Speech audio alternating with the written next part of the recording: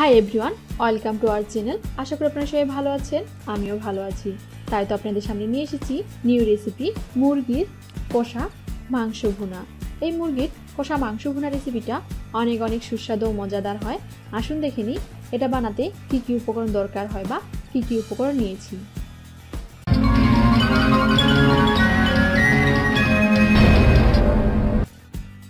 আমি প্রথমে নিয়েছি 500 গ্রামের মতো মুরগির মাংস,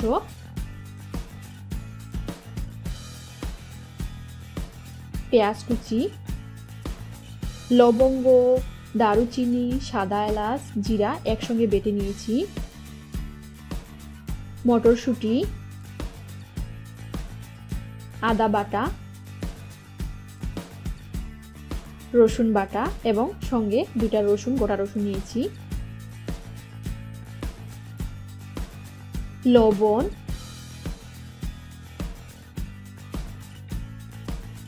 হলুদ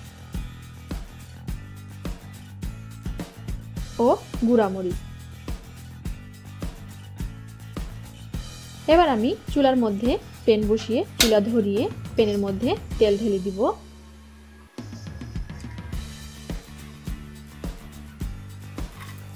এবং পেঁয়াজ কুচিগুলো দিয়ে নাড়াচাড়া করব।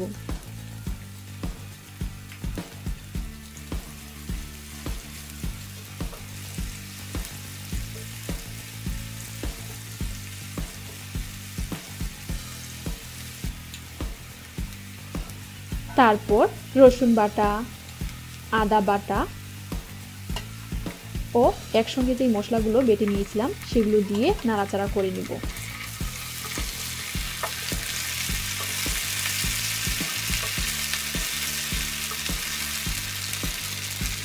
এখন দেখতেছেন পেঁয়াজটা লালচে হয়ে আসছে, তখন আমি হলুদ দিয়ে আবারও নাড়াচাড়া করে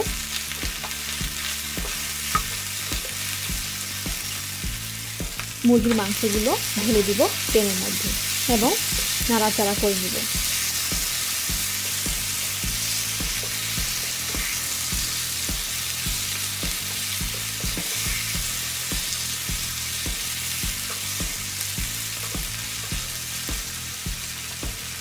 তারপর আমি গুঁড়া মরিচ ও লবণ দিয়ে আবারও নাড়াচাড়া করে নিব এবং সব মশলা জাতীয় উপকরণগুলো মাংসের সঙ্গে মিশিয়ে দিব।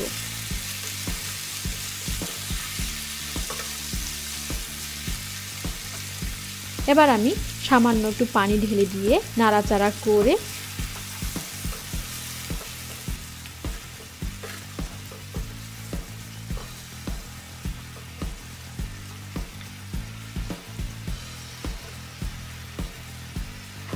প্যানে ঢাকনা দিয়ে দিব এবং 4-5 মিনিট অপেক্ষা করে আবারও প্যানে ঢাকনা তুলে নিব এবং নাড়াচাড়া করে নিব।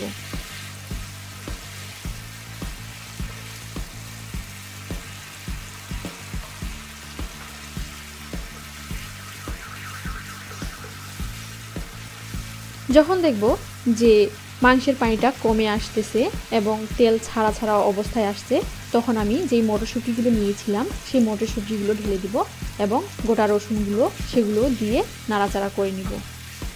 আমি মটরশুঁটি এবং গোটা রসুনগুলো পরে দিলাম এই কারণে, কারণ মটরশুঁটিগুলো এবং রসুনটা ভালোভাবে ভেজে নিব, সবগুলোই যেন গোটা গোটা থাকে, ভেঙে না যায় বা গলে না যায়।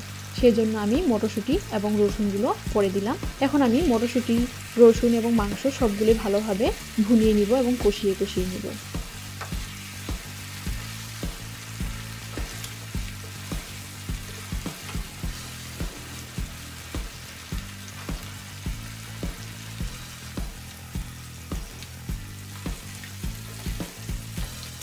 ক্রমাগতভাবেই নাড়াচাড়া করব এবং উল্টিয়ে পাল্টিয়ে দিব। এখন দেখতেছেন যে মাংসগুলো অনেক সুন্দর একটা কালারে চলে আসছে এবং সম্পূর্ণ পানি শুকিয়ে গেছে। যখন দেখব যে তেলের অনেক ফেনা বের হচ্ছে এবং মাংসগুলো লালচে কালার চলে আসছে, তখন বুঝে নিতে হবে যে মাংসগুলো সুন্দরভাবে কষা হয়ে গেছে। আবারও ভালোভাবে ভেজে কষিয়ে নিব। এখন আমি সামান্য একটু পানি দিব এবং নাড়াচাড়া করে নিব।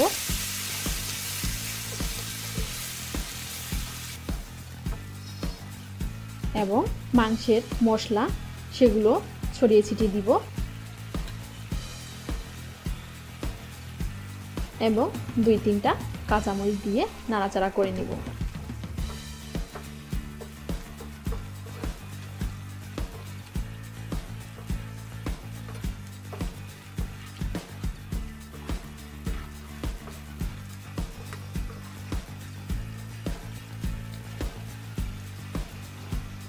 এবার আবারও প্যানে ঢাকনা দিয়ে চুলা বন্ধ করে নামিয়ে নিব।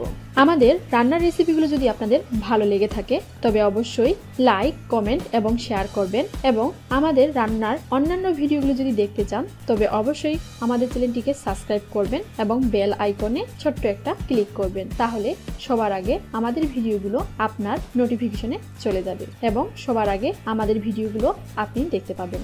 সো ভালো থাকবেন, সুস্থ থাকবেন। ধন্যবাদ।